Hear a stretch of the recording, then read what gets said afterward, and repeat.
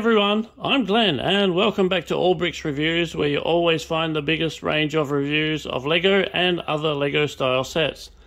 And I'm excited to be back on the channel, haven't been making a video for a while. So this one here, this is what a way to come back, is the 8457 Power Puller. There are so many things about this set that you may not be familiar with, and if you aren't familiar with it, I'm happy to explain some of these things. Some of these things which were completely different to what you see in Technic sets these days. So let's have a closer look. So it features these monstrously big Technic wheels, and they only came out, from what I can tell, in two sets. This one and a 4x4, which is kind of the predecessor to the Extreme Off-Roader that we have now. So if you feel you need a reference to see how big these tires are, let's put it next to the much more common. It's the 94.8 by 44. Look how much wider they are, and a little bit taller. And if you're not familiar with this tire, maybe you're familiar with this one. So this is the 107 by 44. And it's only 44 wide, but put it next to the Power Pullers tires, they're huge. They normally come with 20 cylinders. You can make a setup with a V4, a V6 or a V8. So if you wanted a V4, you can have 5 of them on here. If you want V6, you could have 3 of them. And if you wanted to V8, you could only get 2 of them. But I put a few extra cylinders into it, so there's 24 cylinders in this one.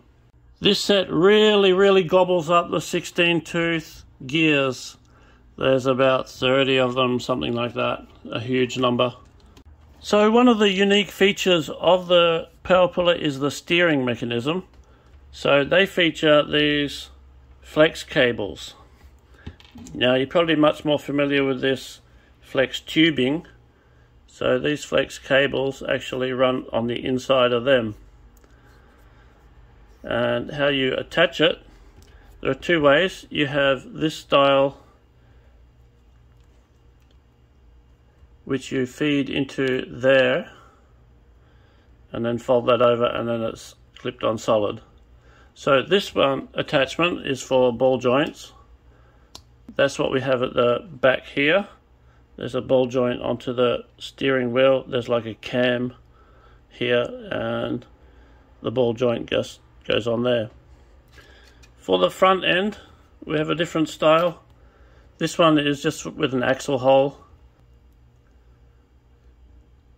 and that just feeds in there and clip it in, and that's what we have on the front end here. So we have another cam inside there, and that's attached through the bottom side there. So let's look underneath, and then you have the tube coming through there, and yeah, it just goes from the steering wheel to the front. At the back here we have a 9-volt motor, and yeah, it just slides straight in there. You have these door rails, I think you call these pieces. They just slot into the motor there like that very easily. That locates it just in the right position. Yeah, so they go straight on there and you can power it. That's an optional part. It doesn't come with that normally. So let's see how it all goes. Let's look at the trailer actually first. So the trailer attaches via a ball joint to the back of the Power Puller, and the front wheel, just through these gears here, operates this spool here, and this is elastic. So when that goes forward, it will spool up and it will pull forward, and the motor box, battery box, which will act as the weight, that will move forwards as it goes. So there it is, attached to the back just like that, and eventually the battery box moves to the front. The idea is it puts more weight on the front axle. In a real like sled trailer in power pulling, yeah, it moves forward onto the sled part and gets heavier and heavier to pull. And the wheels usually are retractable, so in the real thing, they don't normally run on front wheels, just a sled here. Okay, time to see it in action, see how it all goes. So, here we go. And what's happening, it is moving forward. And it's getting harder and harder to pull. Yep, that's it.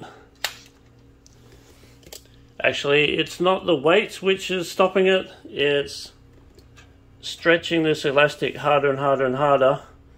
So there's more resistance in this axle, so it gets harder to pull it. So that's the idea. If that was the real thing, that would just be heavier and heavier on the ground and harder to pull. Let's not forget the transparent cylinders. Let's see how they look in action. So 24 cylinders going up and down. And we'll look at this from the front perspective.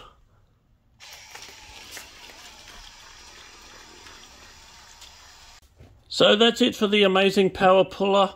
If you want to find out more from Bricklink or somewhere about it, look up set 8457.